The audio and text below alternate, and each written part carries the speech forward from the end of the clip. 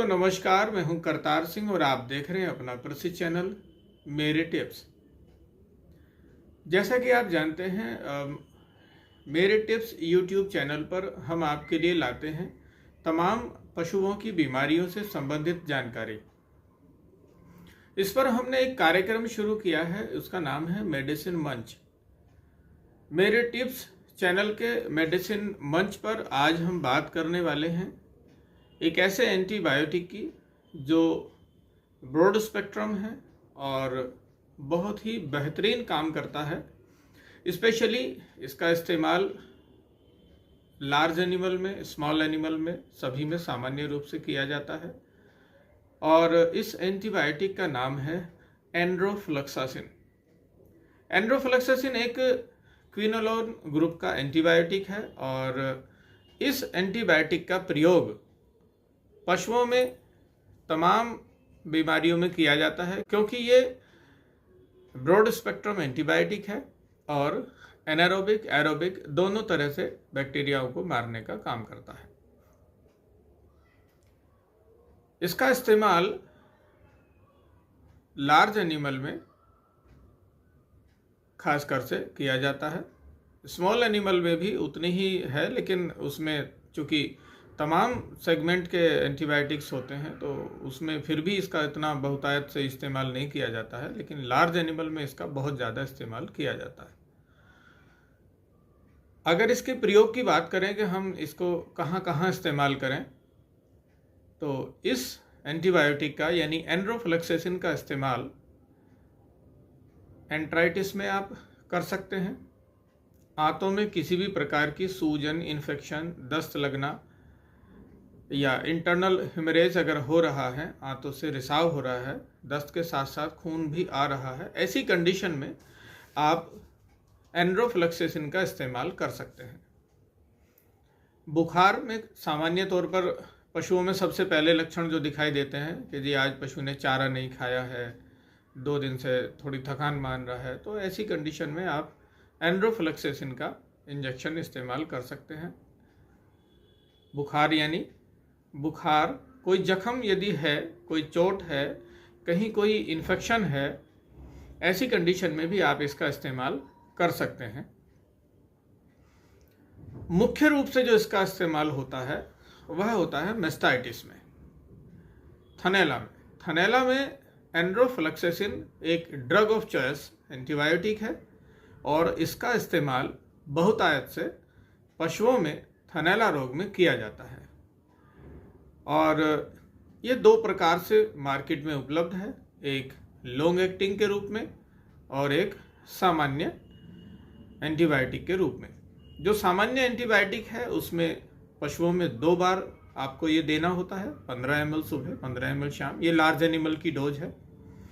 Small animal में जैसे छोटे पड्डे पड़िया हैं, कुछ जगह पे उनको काफ, बच्चा, उनको जो दिया जाता है वो 3 ml तक इसको दे सकते हैं।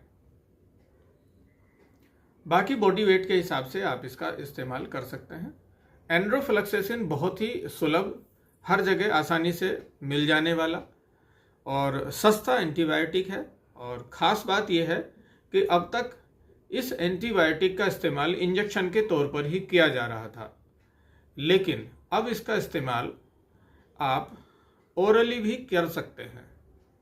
अब तक इस एंटीबायोटिक की गोलियां, बोलस मार्केट में बहुत कम इस्तेमाल की जाती थी। टैबलेट्स केवल कुत्तों के लिए इस्तेमाल होती थी, स्मॉल एनिमल्स में, स्पेशली पेट में इसका इस्तेमाल होता था। 150 mg की टैबलेट्स पेट्स को दी जाती थी 10 किलोग्राम बॉडी वेट के अकॉर्डिंग, या जैसी ज़रूरत है, सीवियरिटी के हिसाब से, इन्फेक्शन की जो कंडीशन है उसके हिसाब से। लेकिन अभी इसका लार्ज एनिमल में भी ये बोलस के रूप में भी उपलब्ध हो गया है। बोलस के रूप में उपलब्ध होने से सबसे बड़ा बेनिफिट्स जो मिला है पशुपालकों के साथ साथ हमारे वेटनेरियंस को भी मिला है। और बेनिफिट इस तरह से है कि कई बार, या यूं कहें कि अधिकतर, जब कोई भी पशु चिकित्सक किसी पशु का इलाज करने जाता है तो वहाँ पर हम सुबह शाम विजिट कई बार नहीं कर पाते हैं, पशु चिकित्सक विजिट नहीं कर पाता है। तो ऐसी कंडीशन में एक समय आप इसको इंजेक्शन के तौर पे दे सकते हैं, दूसरे वक्त में आप इसको फॉलोअप में बोलस के रूप में दे सकते हैं। इसकी 1500 mg यानी 1.5 ग्राम की बोलस आती है। आप उसका इस्तेमाल सुबह शाम एक गोली एक बोलस सुबह शाम के तौर पर कर सकते हैं। बहुत ही ज़बरदस्त एंटीबायोटिक है। इसके साथ अगर आप एंट्राइटिस का केस देख रहे हैं, दस्तों का केस देख रहे हैं, तो इसके साथ आप मेट्रोनिडाजोल या ऑर्निडाजोल की बोलस साथ में दे सकते हैं। तो आपको एक बहुत ही जादुई रिजल्ट आपको देखने को मिलेंगे।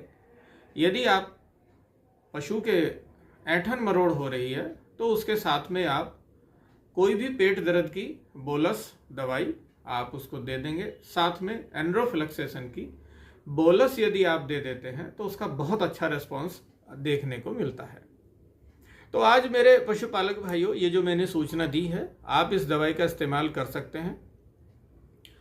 जो मार्केट में एंड्रोफ्लक्सेशन की बोलस है वह 2 नाम से या और भी कई नाम से आती है, जिसमें से मेडिफ्लॉक्स के नाम से आती है और जायरोफ्लॉक्स के नाम से आती है।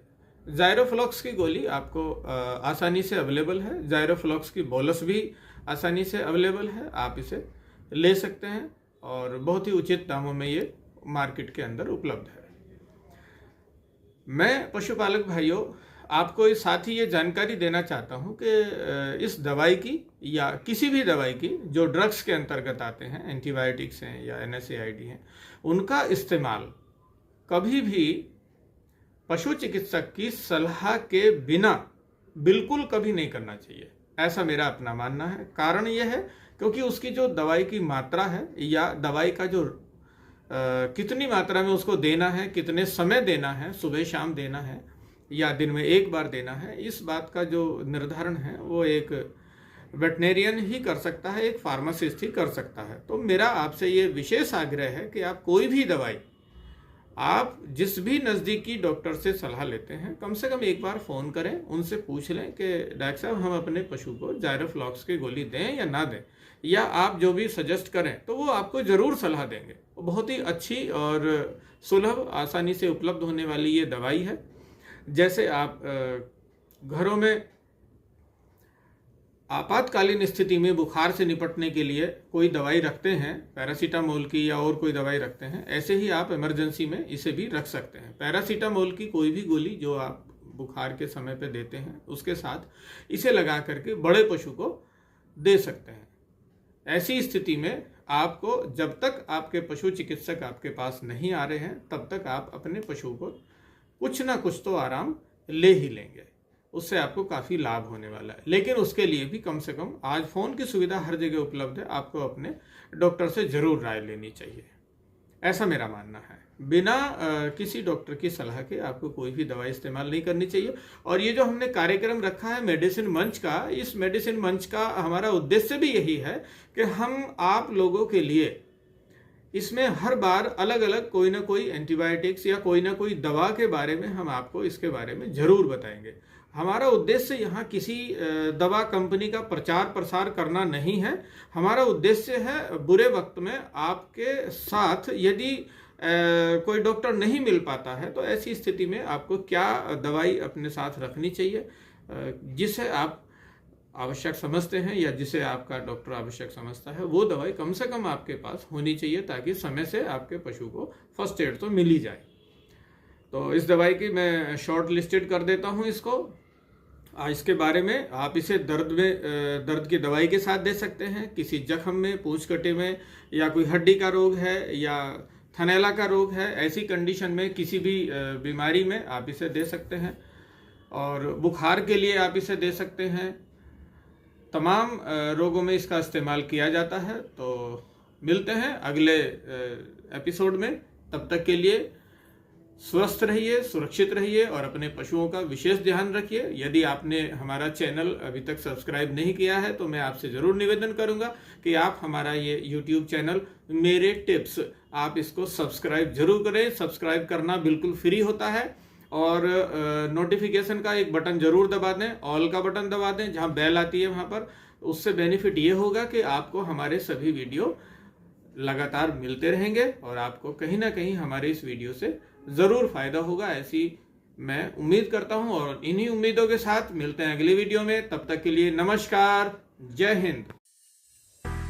क्रोसिवेट जेल, दर्द का दुश्मन आपका दोस्त, रखे आपका ख्याल। क्रोसिवेट आयुर्वेदिक दर्द निवारक तेल और क्रोसिवेट जेल ट्यूब, जोड़ों का दर्द, घुटनों का दर्द, कमर दर्द, बदन दर्द, हड्डी का दर्द, किसी भी प्रकार के दर्द, सूजन व गुमचोट में तुरंत आराम देता है। क्रोसिवेट जेल, दर्द का दुश्मन आपका दोस्त।